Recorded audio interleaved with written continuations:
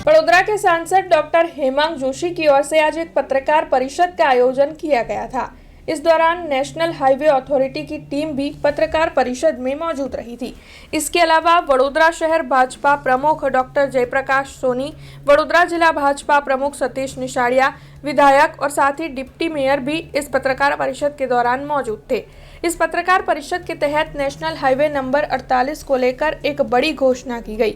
वडोदरा से भरूच की ओर जाते हुए 4 नैरो ब्रिज की वजह से काफी ट्रैफिक जाम होता है, कई हादसे होते हैं और इन हादसों में अब तक कई लोग जान भी गंवा चुके हैं। तब 4 नैरो ब्रिज का वाइडनिंग करने का कार्य मंजूर हुआ है।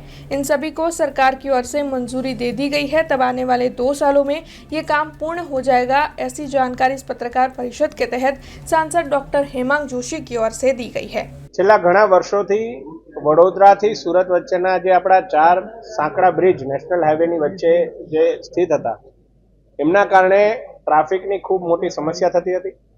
પ્રોબ્લેમ એવો પણ થતો હતો કે જ્યાં 6 લેનનો હાઈવે હોય અને બ્રિજ 4 લેનનો બની જાય એના કારણે પણ ટ્રાફિક સર્જાય અને વરસાદમાં જો બ્રિજમાં કોઈ પ્રકારનું જર્જરિત ઘટના ઘટે એના કારણે પણ ટ્રાફિક ખૂબ સ્લો થઈને ઘણીવાર તો 2-2, 3-3 કલાક સુધીનો ટ્રાફિક જામ વડોદરા તથા મધ્ય ગુજરાત અને ઉત્તર ગુજરાતના તમામ લોકોએ ભોગવવાનો વારો આવ્યો છે।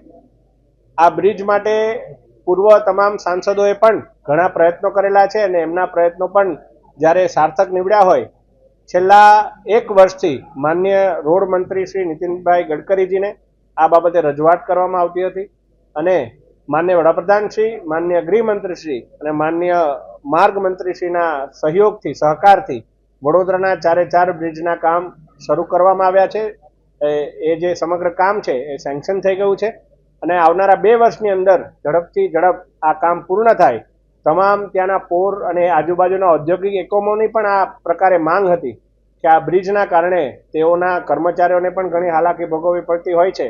ત્યારે તમામ વડોદરાના નાગરિકોની સુવિધા સરળ બને, તેઓને સુરક્ષા મળે, માર્ગ સલામતી જળવાય એ માટેનો આ એક સારો પહેલ કરવામાં આવી છે।